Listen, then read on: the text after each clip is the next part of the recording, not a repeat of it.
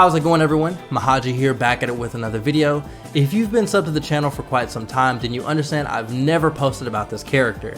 And if you aren't subbed, go ahead, you know what I'm saying, you know what I'm saying. But this character I've never posted about, and the reason for that is because I don't want to deal with the repercussions of I make video, you watch video, and then you play me with the character. Okay, the character has too many shenanigans, so gentleman's code between me and you. If you watch this video, please do not pick this character, okay? Or against me, at least. No.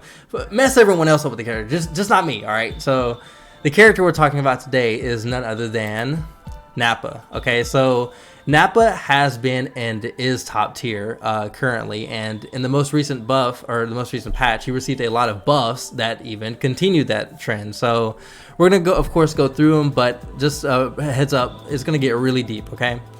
So first change, crouching medium attack. It says adjusted knockback on block. All right. Now this at face, surface may just seem like, what is going on? Why is this pulling out of the corner? Okay.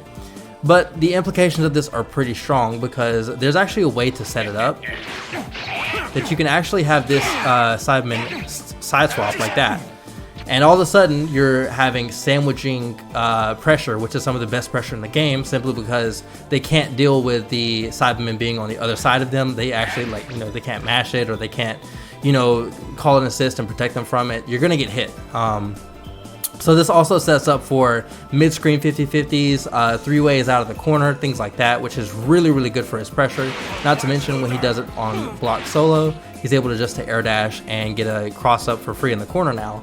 So that's actually really good for his offensive and mix-up potential, especially on block. So that's really, really good for the character. Not sure why they gave it to him. Probably they kind of looked at Majin Buu and was like, he has it, so we're just going to give it to Nappa. But really good for the character. Standing unique attack. Increased block stun on key blast portion of the attack. So it still has the same issue. It's still too slow to jail into a block string. Like, for example, if I set the bot to guard first only, it's still too slow to jail into itself. However, the second hit is now going to make him 0 on block. So for example, if you do something like this, it's going to put you there and it's going to keep you 0 on block. So while it may not be a jailed string, it's actually still going to keep you relatively safe in a string, which is really, really, really good. So it doesn't do much for combos or anything like that. It's simply just for the purpose of having a good block string ender. So the next thing is his arm break. All right, so arm break was -2 before this patch, and currently every single one of them on block is also 0. So 236L 0 on block, 24 frame startup. 236M 26 frame startup and 0 on block, and 236H also 0 on block. So basically he has a better 6M. Not gonna lie, this goes really, really far. There's no point in using 6M outside of having a Saibaman out, because the difference between these two moves, for the most part, is that on this, you have a sliding knockdown. On 6M, you're just going to have a regular hit stun, conversion with your Saibaman. So that's the main difference between the two. But for the most part, in pressure, you're going to want to establish this, because let's say, for example, you're playing the game and you're like, I want to sneak this in, right? So you've conditioned them to hold this, right? And they're not going to reflect on reaction to the 236L, right? But if you hold this just long enough, then you're going to actually see the screen shake, and it's going to be +8, okay? Now, you may see this and be like, man, what the hell does +8 matter in this situation? Look how far I am. And I present to you 5M, okay? There's a 3-frame gap between the +8 portion and the 5M hitting, so it's going to catch your jump startups, it's going to catch your frame 4 options, your vanishes, and for the most part, it's going to check reflect, because if they do reflect, then you're going to get pushed out here, and you can 2H if they try to raw tag. So really good to have this in your repertoire, because this mind game is actually something a lot of Nappa players don't use. And once you've established the 5M, you can actually just kind of dash in and get pressure again. You don't actually have to go through the mind game of doing this. You can just dash up. So it's really, really good. I don't see any Nappa players using it. It's just a free way to get plus frames, and it's actually not bad because it mixes your opponent up from having to deal with just 236L to having to deal with held 236L and then 236H as a Dragon Rush Crush and plus frames again. It's just a lot. So The next change that they have for Nappa is Saibaman. Okay, this one got really funky. Okay, so they decided he has too much mix, he has too much combos. Okay, and we need to enable more combos for this man. So I'm gonna just chill.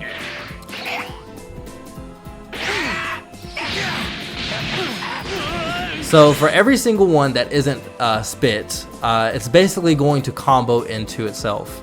For the most part, this means that any conversion that you get, you can kind of just wait and look at them. Like, let's say, for example, I get something random, right? Let's just say I get I do something like this, and then they combo, like they just combo, right?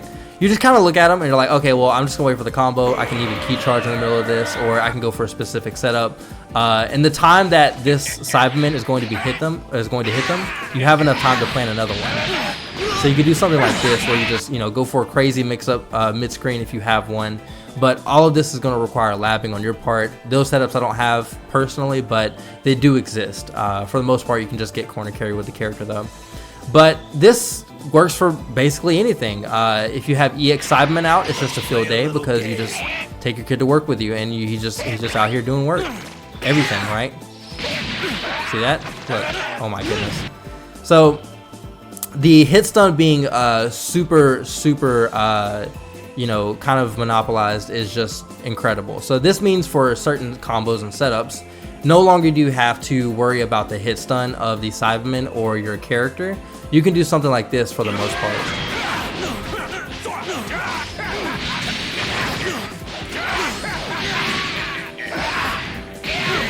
Right? So you actually just have basically any type of freedom you want with the character at this point.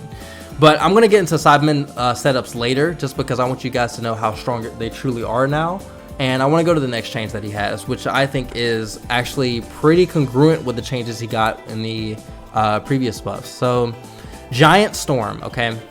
Increased hit stop on hits, and Super Dash can now be performed during stun. Okay, so to put this in the context of the character, Nappa has a level 3, okay? And when you hold this level 3, you can actually plant a Saibaman in the middle of it, right? And you have a hit stun to confirm or do whatever, right? Now, one thing about Nappa was the fact that he was not able to get a Saibaman plant off of something like this before, simply because once you use the smash, you actually don't have access to the plant because they'll fly out of the combo, right?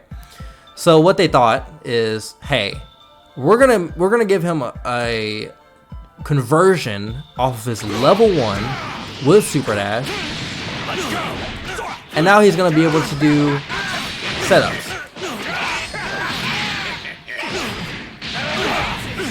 So as you can see, that is a true setup that leads into a 50-50 after his level 1, which you hit from doing this.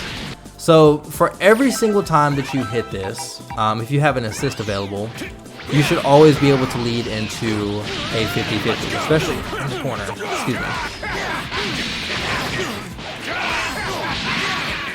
Get the double plant, and you get a 50-50, right? This is especially cheap because the character who is mostly known for his mix-ups, having the ability to, kind of confirm off of something like this into Saibaman is extremely good. It's basically like, hey, you got hit by 6M and you're in a 50-50 now, and you can't control it, right? So this change was pretty absurd, simply because it was a change I thought they would give his level 3 because of how powerful it would be, but they just gave it to his level 1. They just said, nah, Mahaji, you got it. You want the restand? We're gonna give it to you for free. So this is something I urge most Nappa players to get used to, is to using this in pressure, especially if you have a Saibaman out on the field. That way you can do something like this and just go right into your pressure from it, because it's really hard to deal with. Same applies to these ones too. It's not any different. 2368 he can solo confirm off of, don't forget, so you don't really need the level 1. But it is good to know that he can do it off of his 2360 and 2360M.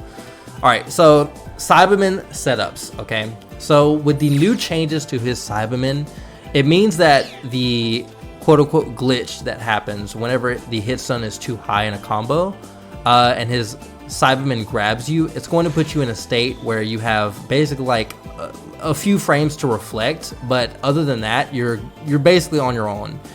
And to put this into context, let's just have Gotenks, for example, right?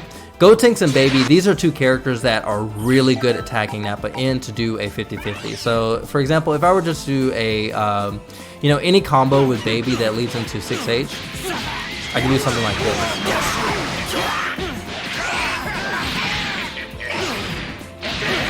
Right? And that was a setup. That was a reset into a 50-50, right?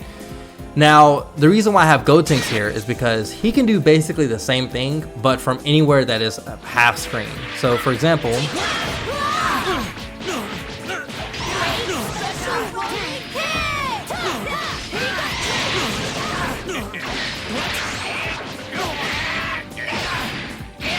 so as you can see, I got the setup from basically a beam into super dash conversion all the way from across half court, right? So if you're playing Nappa, I urge you strongly, this is something I tell every Nappa player, to play either Gotenks or Baby. Mostly Gotenks, because if you optimize him, this game plan is super cheap. But Baby works as well. But for the most part, when playing Nappa, especially with these setups, you want to get a hang of doing one of two things. And there's a couple of setups to learn, especially if you go into the Nappa Discord. They have a lot of the setups there. There's two main ones that you should prioritize learning. The first one being the setup that I just showed with the L Saibaman. It's meterless, right? So, for example, if I do something like this.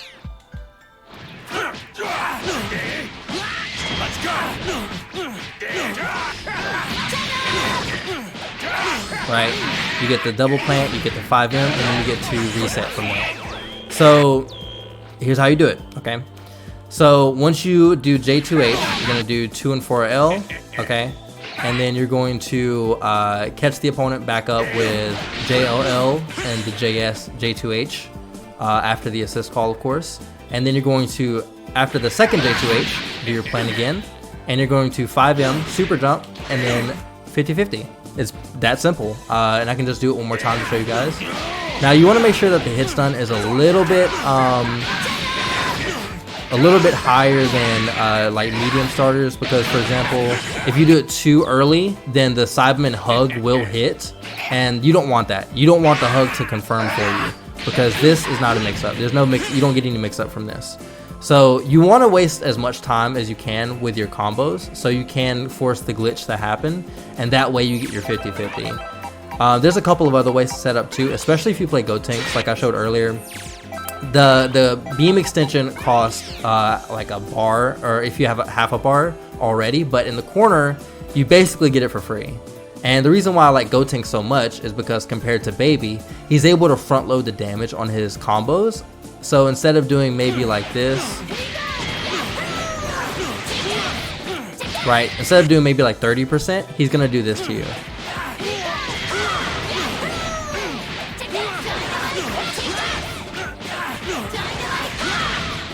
Excuse me.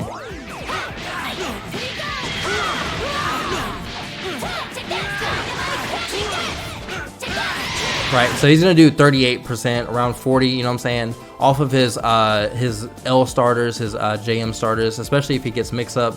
But even then, he doesn't even have to do it in the corner. He can just simply start from something like this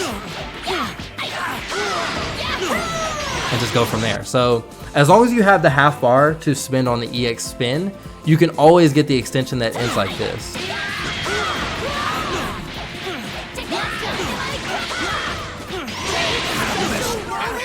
Right, and this is Hell Dragon Rush into plant, 5M, and you get your 50-50. Of course, the bot is taking the hit, which you shouldn't do as a defender in this situation. You kind of can't take the hit because the Nappa is going to be able to easily confirm into the next combo, but this is something that most Nappa players should get used to doing. I would say the meterless version is worth it more often than not, because you're going to have such a substantial amount of reward off of it. But there are setups that include a 4-way mix-up on hit, which allow you to pull your opponent out of the corner and then go for your float mix from there. There's a couple ways to set it up, and like I said, the Nappa Discord is going to be your main source for that. But outside of that, I have more to share, okay? So in this game, the strengths of characters are usually dependent on system mechanics, okay? So the system mechanics being Spark, you know, Empty Vanish if you have the bar, These are both very strong, and the other one being Dragon Rush, okay? So Dragon Rush is obviously one way a lot of people open people up, especially if you have a DR crush like this. Very, very good to have. But Nappa is one of the few characters that punishes you for being right about it. So, for example, if I just set the L Saibaman out and I do 5L DR, then he actually checks the opponent after their Dragon Rush. So look at this distance, right? There's not much you can do here as a solo Nappa player or pretty much any character that doesn't have a lariat. And in this situation, I'm able to take my turn and be plus 20 from it, right? So effectively, I could do something like this. That jailed. That 6M jailed, by the way. So if I set the opponent to don't guard any overheads, for example, I get a combo from that, right? So that's a pretty cheap setup. That's not even the cheapest that you can get, by the way, because you actually can do certain sequences to get like 50-50s or like 3-ways. But that's just one of the few where he checks a system mechanic, especially for being right. So if you're ever put in a situation and you tech and you're like, damn, I can't get out of it. Well, that's the character. He's going to keep you in lockdown and he's going to force your spark out eventually. And this is where it gets really funny. So if Nappa ever forces you to spark, for example, right, and he has a Saibaman out, that Saibaman won't come out until the combo is done or until he's in pressure next, right? So I can actually set this up in a pretty good way. So for example, if I were to do this, actually let me do this. Okay. So if I were to do this, right, and let's just say this is a situation, right? So if I'm like, right, you can see the Saibaman is out, right? So by the time he's done with his sequence, he's going to actually be in range of the Saibaman hitting him, and he has to re-coordinate his pressure in order for me to not have, or for him to not have to deal with Saibaman. Unfortunately for him, if I have EX out, for example, it's projectile invulnerable, so it won't get hit by assist, and it's also going to start with either spit or whatever, whichever one I want to do. It's probably going to be spit more often than not, but whichever one I decide to do, he can't account for it. He doesn't know my inputs. He doesn't even know what's going to happen. So by that token, he's probably just going to let go. He's probably just going to be like, I don't want to deal with the pressure. You can have it. And by that, you've actually robbed their spark of them, their entire sparking activation. So the sparking pressure you usually get from something like this, it actually doesn't even matter for the character that is that has spark, because they just can't pressure you after the Saibaman's out, right? And by that same token, there's other setups that actually beat spark too, some of which are exclusive to Baby and Go Tanks, but there are certain setups where if I do like this, and I do, you know, any setup, and I do like this, that will actually check the empty vanish, which is pretty funny. So, you know, it just comes in consideration when playing the character. For example, like this, right? That would normally hit a person doing empty vanish if timed correctly. So when playing against Nappa, especially if he's just on the team, it offers two things. It offers a way to basically always put your opponent into a 50-50 and guessing for their character, and it basically guarantees their spark if you keep that character alive, which is something not many characters can actually force, and it's kind of absurd. All right, so the last thing I want to talk about in Nappa's case is actually his assist. I think his assist is really absurd for the type of character he is too. Because it is a tracking beam assist with 35 frames of block stun, okay? And it's faster than most beams are from full screen too. 28 frames, okay? So it's basically a lockdown assist, okay? It also has enough block stun that if you were to do something like this, then you can actually fuzzy with it, right? So that's really good for an assist to have too, because it's single hit. The hit stun is actually pretty absurd too, because you can easily hit confirm that, right? So if we're talking about teams for Nappa, I think Gotenks is probably the best candidate for point position, because let's say you're playing a game, right, and you want to make the most out of the team. If you use Nappa assist, which is not a bad idea because it is a great assist, and you do get the hit, then the worst that's going to happen to your team is that you don't go into Nappa and you don't 50-50 them with Nappa, because lo and behold, you're going to 50-50 them with Gotenks, right?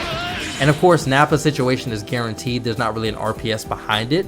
So by that token, you're going to have a less effective mix, but you're still going to, you know, stall for your assists. You're still going to run your offense, and it's going to be the same effect where they spark and then you have to deal with it. But in Nappa's case, you don't have to deal with it, right? So in Gotenk's case, like I said, you're going to basically do one of two things. Either you're going to go into Ghost Oki or you're going to go into Nappa resets.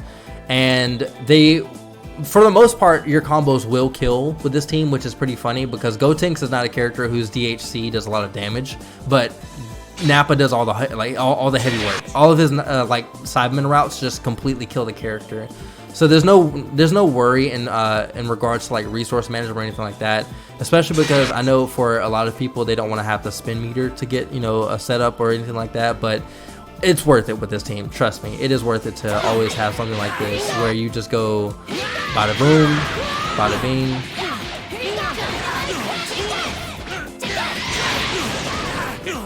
Right, building bar right now, extra 5M, going to 50-50. You know what I'm saying? Like the amount of reward this team gets is incredible. And the same goes for Baby, by the way. I'm saying Gotenks is his best partner, and then it's Baby right behind him.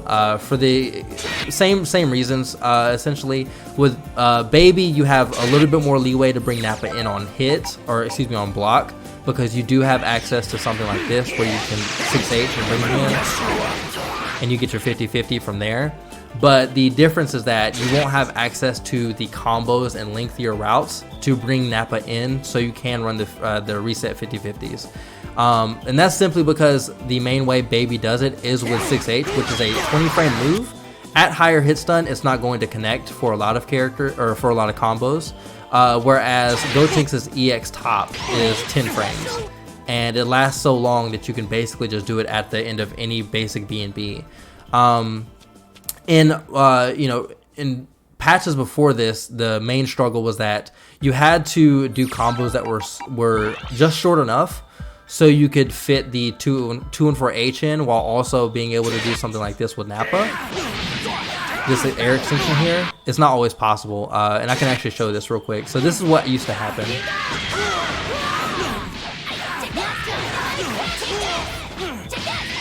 So for example, if I did this, that would drop, right? But now, since the Saibaman does a lot of the, you know, heavy lifting, something like this works.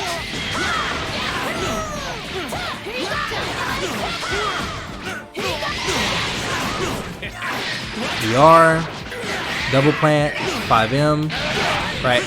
So as you can see, the game plan has substantially changed because of that Saibaman change, and it just works. It's just so much resource and resource building, so much damage on the table. There's so much pressure afterwards too, because, and I'm gonna show you this to you guys too. The reason why this is so broken too is because once you actually get the offense going, and let's say you just do something like this.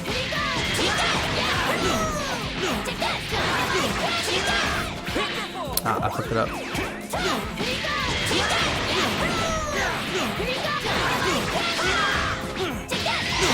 Let's say you do this, right? You actually get the combo, and you put them in a 50-50, and they block it. You have more pressure because your Saibaman's out. You have extended pressure. You don't have to rely on your assist so much. And if you go low during that mix-up, by the way, you will get the Gotenks assist back by the time that next block string is up.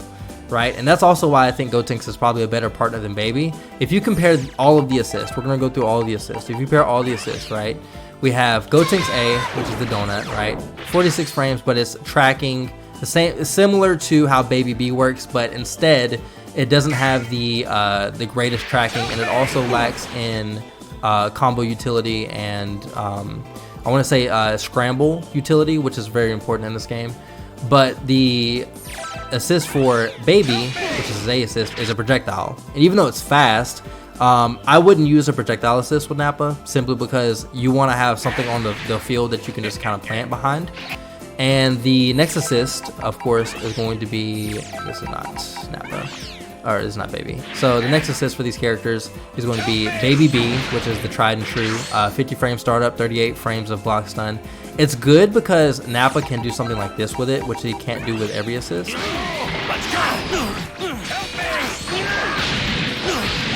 Right, so having mid-screen conversions is really good. Always being able to do something like this is really good too, because it just means that your neutral is that much more terrifying because you can always just do this, right? But Gotenks B, on the other hand, it serves as two things, all right? It serves as a consistent combo extender, right? And it also serves as a lockdown assist because it's 40 frames. It also acts as a scramble assist, but it can get anti-air pretty easily, so you have to be careful. But it is pretty quick, so you can do something like this with it, which is really good. You can't do that with Baby's others assist. And of course, they both have C beams, which is decent. But I still would just prefer you guys to try the other assist, just because they have much more utility. But yeah, no, this character is cheap, and if you want to explore more of the character, I am myself I'm in the Nappa Discord, you know, thoroughly investigating this character more, just because there's so much on the table. There's so many ideas that I haven't explored yet with him. He still hasn't been optimized from the last patch because, I mean, he's just a playground. So he has so much to work with in this patch. His offense is 10 out of 10. His defense, because Saibaman is out, is a 10 out of 10. His ability to bombo you is incredible because in the last patch, he actually received the ability to do this solo. So he doesn't actually require assist to extend anymore, which is really stupid. He can solo confirm off of this, like I said, into a 50-50. So yeah, he just has everything going that you would want out of a set play character or a setup character, period. There's not much he doesn't answer in terms of system mechanics. I mean, Reflect, he doesn't have to worry about much. He doesn't have to worry about Spark as much. He doesn't have to worry about getting his VR tech or anything like that. So he actually is sitting on top right now when it comes to all of these areas. The only area that he doesn't have is that he has a reversal that's 5 frame startup. It's not the best. But he has a Key Blast that's, you know, Key and Vol, so he doesn't have to deal with the Key Blast war. Also has a JS, which has a really good angle to it. He has a 5H that is almost a Lariat. It's not as fast or as good, but it is still a 5H. But yeah, his neutral's not even bad compared to other characters like Piccolo. His neutral is perfectly fine. I mean, he has full screen beams that are activatable in the air. Like, look at this on block. -2? Are you serious? This is -2. In the air, it's -1, by the way. So you don't have to worry about that as much. So yeah, no, he has a lot going for him. This character, I mean, he's probably top 3 when you play the right characters with him. All of his best friends are in top 5, top 10 conversation. So he's really eating this patch. All right. So if you guys have any more questions about the character, or you want to, you know, kind of ask more about teams for him, let me know in the comments, simply because this character can be kind of mind-boggling, and for good reason, because he has a lot going for him. But with that being said, that's going to be the end of the video for you guys. I hope you guys enjoyed this longer one, just kind of exploring Nappa. But with that being said, I hope you guys have a great night, and I'll catch you guys next time.